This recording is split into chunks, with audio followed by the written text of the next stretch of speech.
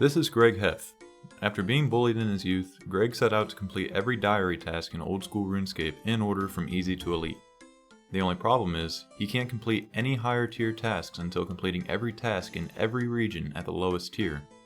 This means no teleporting to Varrock, Camelot, or Arduin, or even cutting willow trees in Draenor until every easy task in the game is complete in order to unlock medium tasks.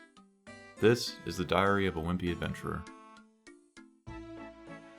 In the last episode, Greg fell on some hard times after dying to a spider in the stronghold of security and then again later to a camel in the desert. But Greg's tired of getting beat up. So today, we're setting off on an adventure to complete the waterfall quest so Greg can defend himself a little better. Before we do that though, I stopped in Draenor to pick up a chronicle from Diango for some easy teleports to Varrock. Since I won't be able to actually teleport to Varrock for a while, this is going to help out quite a bit with getting around. After that, I sailed off to Karamja to start making my way to Arduin to start knocking out some easy tasks. But along the way I got distracted by some imps by the volcano. After picking up 3 fiendish ashes, I set sail with Captain Barnaby to Arduin to complete an easy Karamja task and grabbed my silk from the bank to sell to the silk trader in the town square. If you're trying to do this task for your account, first you have to offer the silk for 120 GP, followed by offering it for 60 GP in order for the silk trader to buy it. Next, I bought a rope before realizing I needed to go back to Varrock to buy some more runes before the quest. I also ended up accidentally buying fire runes, but I'll need those later anyway, so it's whatever. Ready to begin, I went back to Karamja, but this time, I stopped to pick some bananas for another task and made my way to Almera to finally start the waterfall quest. Now, I've done this quest quite a few times before, so I was pretty sure I knew what I was doing. I remembered that I needed the rope to get down the river without being washed ashore at the bottom of the waterfall. But what I didn't remember is that I gotta talk to Hudon before using my rope to navigate the river. So after falling down the waterfall and running back up anyway, I talked to Hudon and ransacked the bookshelves in this house to find a book. The rest of the quest went pretty smoothly, and I poured Glariel's ashes into the chalice to complete the quest and get 30 attack and strength. Now Greg's starting to get a bit beefy. Watch out, spiders. Moving along, I went up to Wizard Cromperty to teleport back to the Essence Mines, prayed at the altar, and roleplayed as Kronk for 3 more easy tasks.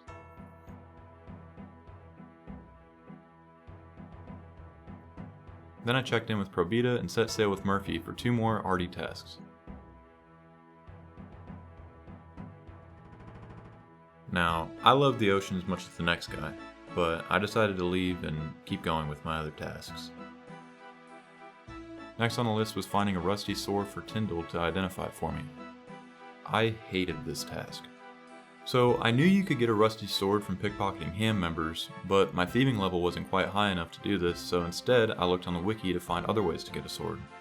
Turns out there's a 1 in 12 chance to find them in the dig site after completing the first exam in the quest, so that's what I decided to do. I figured since I'd have to complete the quest at some point anyway, I might as well start it now to save some time later. But after going around and gathering items to get favors from the students, I went to pickpocket a workman when I got this pop-up. For some reason, I thought my next best option was to go to the Varrock sword shop and buy a mithril longsword and start killing ham guards in hopes they'd drop a sword. But after eating through most of my food and only having a couple steel pickaxes to show for it, I decided enough was enough and went back to Arduin to train my thieving level up to 15 so I could just pickpocket the ham members instead.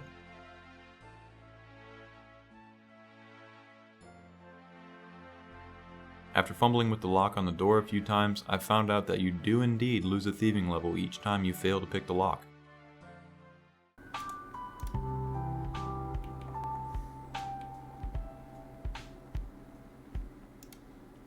Do I not have 15? Oh, why is it? Oh. Is it because I kept failing the damn... Oh. Ugh. I didn't know that was a thing. I guess I'll just patiently wait here. Once my levels got restored, I managed to steal a rusty sword from this lady, allowing me to finally move forward with this task, an hour later. Before heading all the way back to Arduin, I stopped by the crafting guild to pick up some snape grass that I'd need for the Plague City quest. Next, I turned my rusty sword into an iron sword before seeing what Alec had for sale in Yanil. I'll probably come back for some of this stuff later. With it being time to start questing again, I went back to Arduin to talk to Edmund to start Plague City.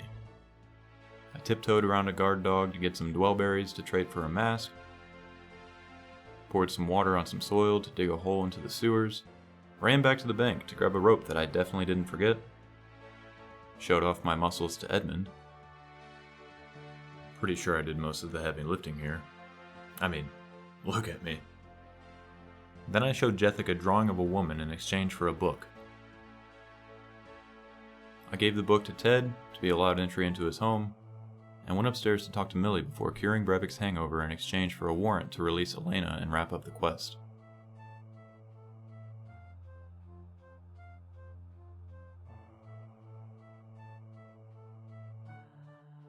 Next, I immediately began Biohazard. Not much really happened in this quest besides releasing some pigeons, dressing up as a doctor to commit murder, and some light smuggling. It's a kid's game after all, so what did you really expect? After being frisked at the gate, I picked up my free priest gown from Azif and collected my smuggled goods from the boys at the bar. When Gielinor told me the plague was a hoax, I was taken aback and quickly ran to tell Elena my findings. She insisted I tell King Lathis, so I went off to do that and completed the quest, which allowed me into the combat training camp to wrap up my final easy task in Arduin. And with this, we have completed all of the area tasks in Arduin, at least the easy ones. Go get my cape real quick.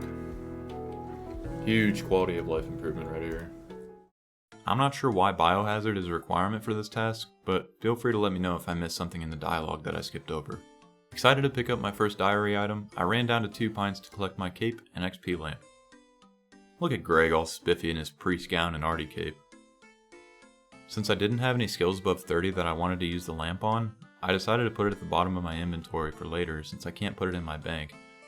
And that's where we leave off for this episode. Hey, check it out, Greg's in a new location, has a new look. You know, I figured the Arty Castle was fitting since it's where I got my first item and it's a nice little change of scenery. Anyway, in this episode, we finally got the ball rolling a bit in terms of making progress towards completing the easy tasks. The Arty Cape and Chronicle are going to play a huge role in allowing me to move around the map until I unlock medium tasks and then eventually teleports. This means I'm no longer required to run through Karamja in order to get to this side of the map, which is going to save me both a lot of time and some GP in the long run. But this is just the beginning. Come back next week to see where Greg goes on his next great adventure across Gielinor.